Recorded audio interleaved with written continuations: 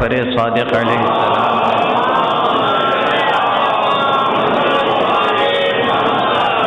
ارشاد فرمایا ہے، استنطقوا بالقرآن، قرآن سے گفتگو کرو،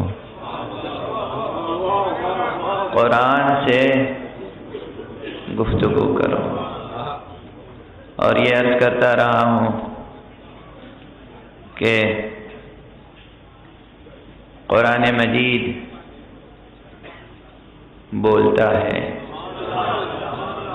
گفتگو کرتا ہے، مگر اس سے جو قرآن مجید کے ادب اور اس کے احترام سے اچھی طرح واقف ہو۔ قرآن گفتگو کرتا ہے مگر اس سے جو قرآن کا زبان شناس ہو۔ قرآن گفتگو کرتا ہے مگر اس سے جو قرآن کا لہجہ شناس ہو۔ دیکھیے، زبان کا مسئلہ اور لہجے کا مسئلہ بہت اہم ہوتا ہے۔ کوئی عالم کسی جاہل سے کبھی کبھی گفتگو نہیں کرتا صرف اس لیے کہ میں جو کچھ کہوں گا یہ سمجھ نہیں پائے گا تو میں کیا کہوں۔ اور اس کی مثالیں تاریخ ادب میں بھی موجود ہیں۔ کہتے ہیں کہ میر تقی میر کہیں تشریف لے جا رہے تھے، راستے میں کسی نے گفتگو کرنا چاہی، انہوں نے گفتگو نہیں کی۔ پروفیسر مشکور حسین یاد صاحب تشریف فرمائے، شاعر ہیں، ادبی تنقید میں بہت اچھی کتابیں انہوں نے لکھی ہیں، میں ان کتابوں کی قدر کرتا ہوں، ہر چند کہ میرا خیال یہ ہے کہ فلسفہ اور مذہب ان کے دائرہ کار سے باہر ہے۔ یہ ادب کے آدمی ہیں، شاعری اور زبان کے آدمی ہیں، اور اس سلسلے میں جو انہوں نے خدمت کی ہے میں اس کی قدر کرتا ہوں۔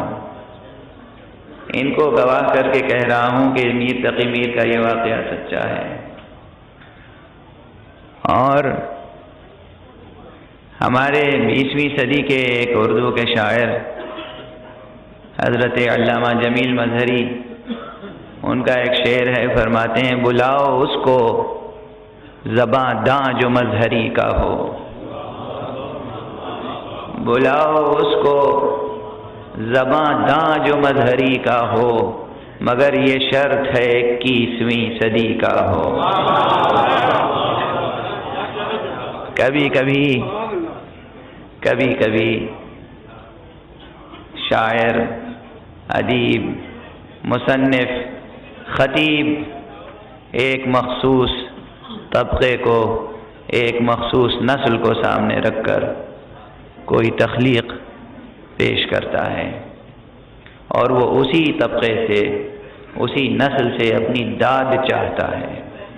حضرت علامہ اقبال نے جاوید نامہ جیسی لازوال نظم تصنیف فرمائی، وہ صرف ڈاکٹر جاوید اقبال کے لیے نہیں لکھی ہے، وہ جاوید نامہ پوری نسل کے لیے ہے، امت اسلامیہ کی پوری نسل کے لیے وہ ان کا پیغام ہے، وہ صرف ایک فرد کے لیے نہیں ہے۔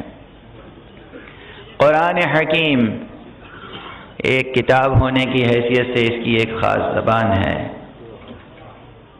اور ہر زبان کا ایک خاص لہجہ ہوتا ہے، ہر زبان میں کچھ خاص محاورات ہوتے ہیں، ہر زبان کے کچھ خاص ضرب الامثال ہوتے ہیں۔ آپ میر تقی میر کے دیوان کا مطالعہ دہلی کی اردو کو نظر انداز کر کے نہیں کر سکتے، آپ ولی دکنی کے دیوان کا مطالعہ دکنی اردو کو نظر انداز کر کے نہیں کر سکتے، آپ ناسخ یا میر انیس کی شاعری کا مطالعہ لکھنؤ کے دبستان کو نظر انداز کر کے نہیں کر سکتے۔ جب آپ اس اصول سے مانوس ہیں تو آپ یہ بتائیے قرآن مجید کا مطالعہ محمد کے طرز بیان سے الگ کیسے ہے؟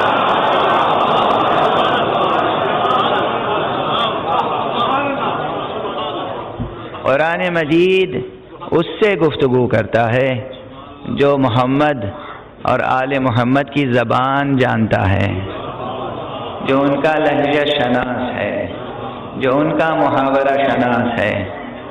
غالب نے کہا تھا، اور صرف اس کی شاعری نہیں، حق جل و گرز طرز بیان محمد، رب اکبر نے گفتگو کی ہے اپنے بندوں سے، مگر محمد کی زبان سے گفتگو کی ہے۔ تو جب تک کہ انسان محمد سے وفا نہیں کرے گا، اس وقت تک قرآن اسے منہ نہیں لگائے گا۔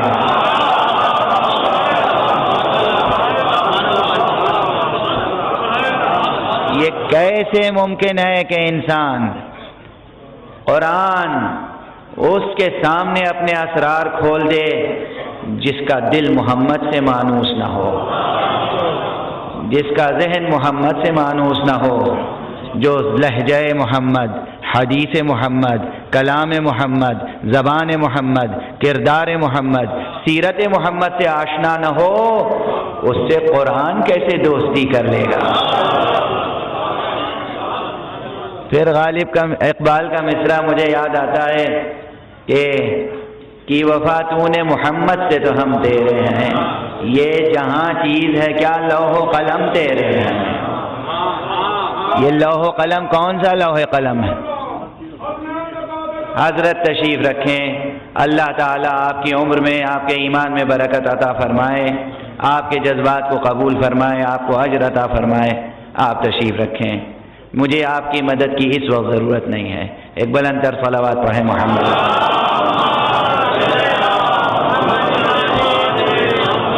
میں دست بستہ آپ سے معافی چاہتا ہوں، پنجاب کا، لاہور کا ایک خاص ماحول ہے، یہاں ایک خطیب ممبر پر ہوتا ہے، بہت سے خطبہ زیر ممبر ہوتے ہیں اور سب مل کے مجلس پڑھتے ہیں، لیکن ہمارے یہاں یہ دستور نہیں ہے، ایک کے بعد ایک بیان اپنا پیش کرتا ہے، اور خصوصیت کے ساتھ میری طبیعت اس وقت بہت ساتھ نہیں دے رہی ہے، میں بہت اپنی طبیعت کو سمیٹ کے گفتگو کر رہا ہوں تاکہ تقاضائے مجلس پورا ہو جائے، اس لیے آپ ایک صلوات سے مجھے سہارا۔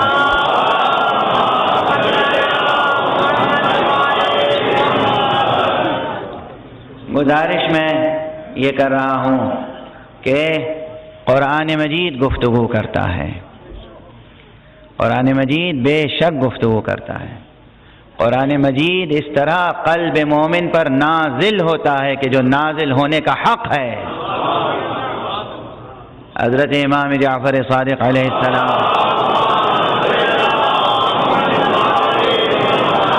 فرماتے ہیں کہ میں نے قرآن مجید کی تلاوت کی، اور اس طرح تلاوت کی، اتنی بار تلاوت کی کہ میں نے براہ راست قرآن مجید کی آواز، وہ آواز سنی کہ جسے آواز وحی کہتے ہیں۔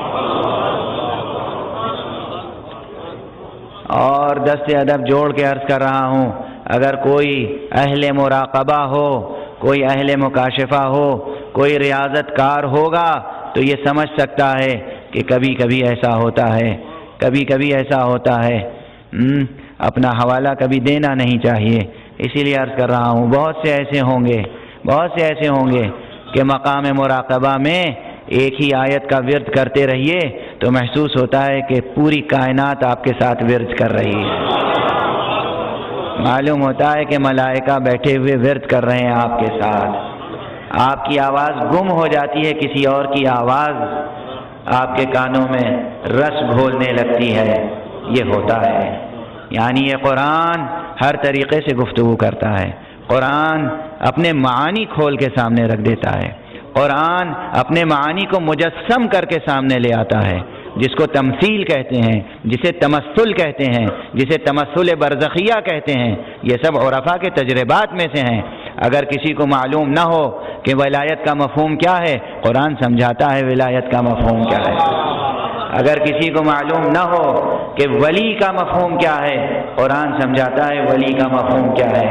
اگر کسی کو معلوم نہ ہو کہ ولی کسے کہتے ہیں بالتعیین، قرآن مجید رہنمائی کرتا ہے کہ ولی کسے کہتے ہیں بالتعیین، لیکن اس کے لیے صفائے خاطر شرط ہے، پاکیزگی قلب شرط ہے، ریاضت نفس شرط ہے، اور لہجہ شناسی شرط ہے۔ محمد سے وفا شرط ہے. ایک صلوات پڑھ دیجئے محمد.